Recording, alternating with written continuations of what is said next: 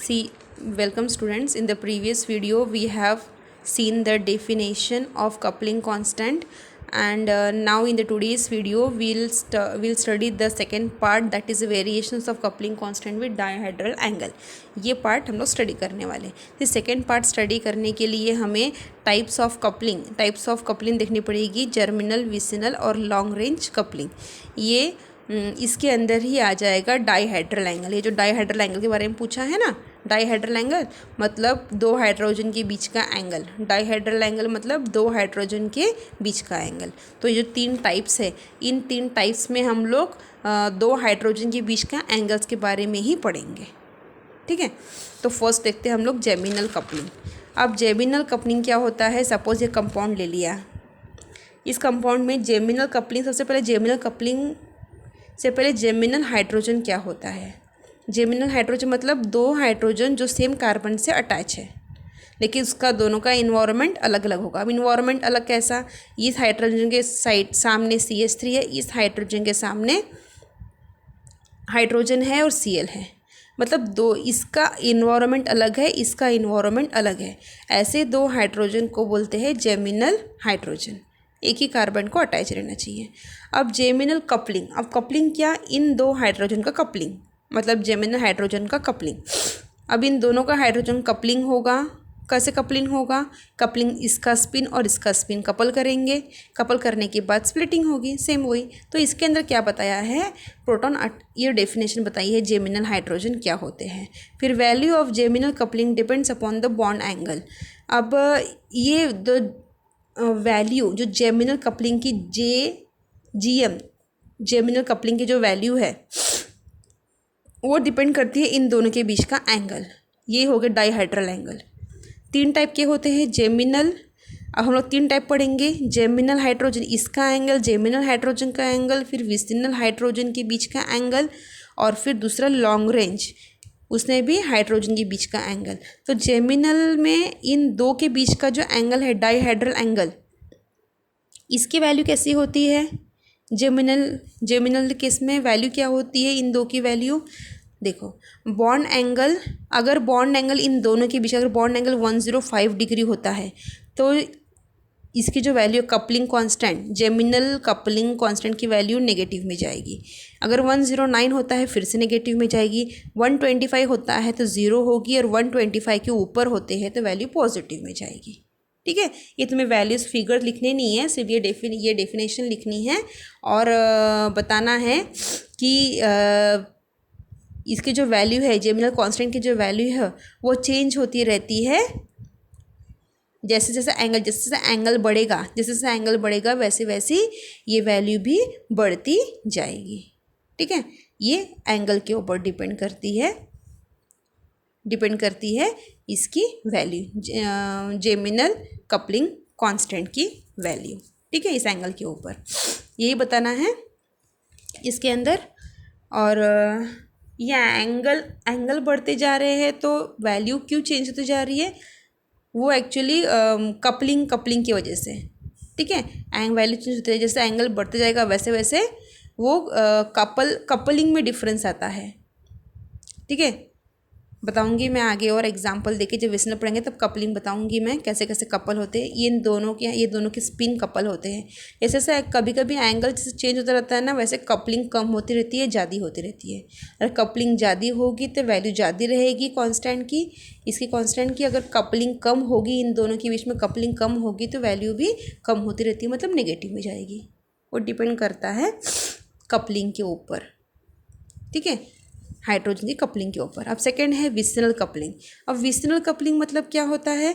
जो साइड के जो दो एडजेसेंट कार्बन आइटम है उनके हाइड्रोजन, एडजेसेंट कार्बन आइटम के हाइड्रोजन, इन दोनों की कपलिंग या इन दोनों की कपलिंग, कोई भी. इससे ये दोनों सिस हो गए और ये दोनों ट्रांस हो गए. इन दोनों की कपलिंग और इन दोनों की कपलिंग, मतलब एडजेसेंट कार्बन आइटम के साइड में जो हाइड्रोजन है उनकी कपलिंग, विसिनल कपलिंग वो होता है. अब ये जो इसकी कपलिंग है, इसकी वैल्यू विसिनल कपलिंग की वैल्यू वो भी डिपेंड करती है एंगल के ऊपर. इन दोनों के बीच का एंगल क्या है, इन दोनों के बीच का एंगल क्या है. जैसे जैसे एंगल चेंज होगा वैसे वैसे विस्नल कपलिंग कांस्टेंट की वैल्यू भी चेंज होती जाएगी। अब इसमें क्या बताया है, the dihedral angle is zero, अगर डाइहेड्रल एंगल, अगर when dihedral angle is zero और 180 then it show largest coupling constant. अब अगर इन दोनों के बीच का एंगल, अब देखो इन दोनों इसमें इन दोनों के बीच का एंगल, ओके ठीक है, अगर हम लोग ऐसे एग्जांपल लेके बताती हूँ मैं तुम लोगों को। अगर ये कंपाउंड है, यहाँ पे लिखते हैं, अगर ये 2 कार्बन एटम है, ठीक है, इसकी ओवरलैपिंग, इसकी अगर ऐसे कपलिंग हो रही है, ठीक है, अगर ऐसी कपलिंग हो रही है, यहाँ पे हाइड्रोजन, यहाँ पे अगर ऐसी इन दोनों की कपलिंग हो रही है तो इन दोनों के बीच में एंगल क्या, ज़ीरो है। ज़ीरो है मतलब मैक्सिमम कपलिंग होगा। और सेकंड केस क्या है, अगर ऐसा एक ऐसी है और दूसरा ऐसा है, मतलब 90 डिग्री पे है, एक ये है और ये है, मतलब ये दोनों 90 डिग्री पे है, ये पे एक हाइड्रोजन है, यहाँ पे एक हाइड्रोजन है, तो इन दोनों के बीच में कपलिंग क्या है, बहुत कम कपलिंग होगी, बहुत ज़्यादा कम कपलिंग होगी। तो इस केस में क्या आ जाएगा, इसकी वैल्यू नेगेटिव हो जाएगी। और अगर 90 डिग्री रहते हैं, अगर ये ही अगर ऐसे रहता है, यहाँ पे हाइड्रोजन है, इन दोनों के बीच में कपलिंग होगी तो इसमें भी मैक्सिमम कपलिंग होगी। ठीक है, कैसे मैक्सिमम कपलिंग होगी, ये ऐसे ऐसे ऐसे ऐसे मैक्सिमम कपलिंग होगी। तो जब एंगल 0 रहेगा और 180 रहेगा तो कपलिंग ज़्यादा होगी, और ज़्यादा कपलिंग होगी तो इसकी वैल्यू भी ज़्यादा आएगी। तो यही बताया है इसमें कि देखो इस केस में ये दोनों जो है, इन दोनों के बीच में एंगल का ठीक है थोड़ा सा एंगल होगा, एग्जैक्टली 0 एंगल पे नहीं है, जो भी एंगल रहेगा, ये मैंने बताया 3 टाइप के एंगल्स बताया है। 0 अगर ऐसे ऐसे रहेंगे तो 0 एंगल रहेगा, फिर ऐसे जाएंगे तो थोड़ा सा एंगल बढ़ जाएगा, ठीक है। लेकिन जब 180 पे रहेगा, when dihedral angle is 0 and 180, तो मैक्सिमम कपलिंग रहेगी उस समय, ठीक है। और इसकी जो वैल्यू है वो भी ज़्यादा रहेगी, और 90 डिग्री पे रहेगी तो इसकी वैल्यू नेगेटिव आएगी, ठीक है। तो ये हो गया विसिनल कपलिंग। मतलब हर देखो हर इसमें भी ये केस जब पढ़ा, पहला केस जब पढ़ा जर्मिनल कपलिंग, सेकेंड केस जब पढ़ा, तो हर जगह डायहाइड्रल एंगल के बारे में हम लोग डिस्कशन कर रहे हैं कि जैसे ही डायहाइड्रल एंगल चेंज होता रहेगा 2 हाइड्रोजन के बीच में, जैसे ही एंगल चेंज होगा वैसे वैसे ही कपलिंग कांस्टेंट की वैल्यू भी चेंज होगी। अब नेक्स्ट थर्ड टाइप है हमारा लॉन्ग रेंज कपलिंग। अब लॉन्ग रेंज कपलिंग एक बात और है कि विसिनल कपलिंग, इसमें क्या है, देखो 3 बॉन्ड है, ये जो कपलिंग जो हो रही है हाइड्रोजन के बीच में, कपलिंग जो हो रही है वो उनके जो 3 बॉन्ड्स है, 3 बॉन्ड, इसको बोलते हैं हम लोग 3 बॉन्डिंग कपलिंग, 3 बॉन्डिंग कपलिंग, या इसको हम लोग ऐसे भी रिप्रेजेंट करते हैं 3JVIC, ऐसे भी रिप्रेजेंट करते हैं। क्यों ऐसे रिप्रेजेंट करते हैं, क्योंकि ये 3 बॉन्ड कपलिंग है। कैसे 3 बॉन्ड कपलिंग, 1 2 3 बॉन्ड कपलिंग। और विसिनल कपलिंग, इसको हम लोग ऐसे भी रिप्रेजेंट करते हैं 2J, germinal coupling, germinal coupling, इसका हम लोग ऐसे 2J भी रिप्रेजेंट करते हैं, 2J GEM मतलब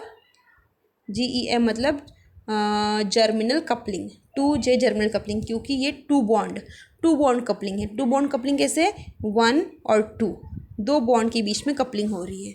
ये है 3 बॉन्ड कपलिंग, वो है 2 bond coupling. In the same way long range coupling, ये क्या है, इसमें कपलिंग कैसे, देखो इसमें क्या है, मैंने क्या लिखा है, no coupling observe for distance between the 2 observing nuclei is more than 3 covalent bond. अभी इसके जो कपलिंग हो रही है, इन दोनों के बीच में कपलिंग हो रही है, इसके बीच में और इसके बीच में कपलिंग हो रही है।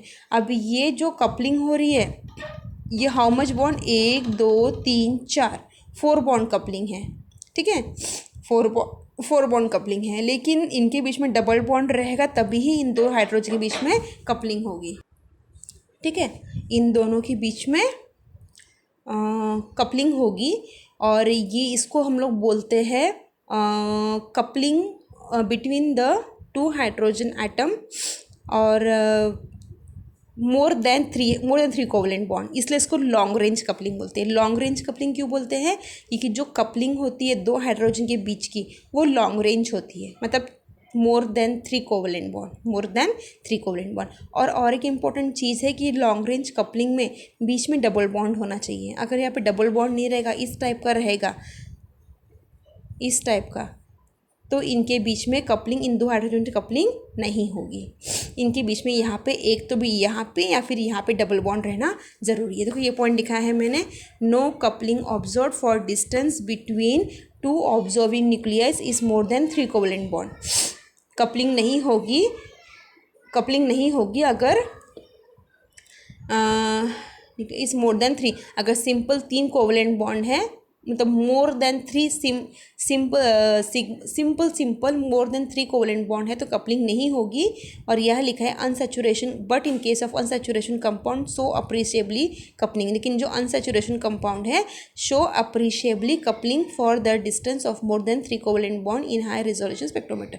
लेकिन इसमें मैंने बताया है कि अनसैचुरेशन कंपाउंड में क्या होता है, ये अनसैचुरेशन कंपाउंड में कपलिंग होती है, लॉन्ग रेंज कपलिंग ऐसे कंपाउंड में होती है मोर देन 3 कोवलेंट बॉन्ड। लेकिन सबकी देखो, सबकी वैल्यूज़ अलग अलग होती है। कपलिंग तो होती है, ये जेमिनल कपलिंग होती है, vicinal coupling, long range coupling, सब में कपलिंग तो होती है और हर कपलिंग की कोई ना कोई जे वैल्यू होती है, लेकिन वो वैल्यू कम ज़्यादा, जैसे जेमिनल कपलिंग ही है, ज़्यादा होती है, पास में हाइड्रोजन है, ज़्यादा कपलिंग होती है हैज़ कम्पेयर टू विसिनल और लॉन्ग रेंज, तो इनकी वैल्यू इस केस में जे की वैल्यू ज़्यादा रहेगी इस केस से, और इस केस में भी जे की वैल्यू ज़्यादा रहेगी has compare to long range. Long range coupling में क्या है, जे की वैल्यू बहुत कम होती है, 1 2 3 ऐसे इतनी कम रहती है, बहुत कम रहती है, नेगेटिव में तो नहीं जाती लेकिन बहुत कम होती है।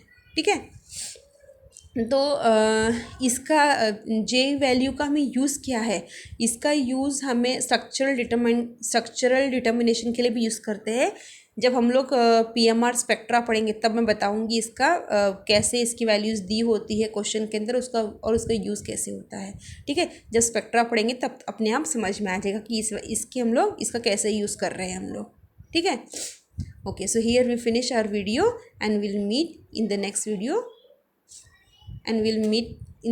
with the next topic. Thank you.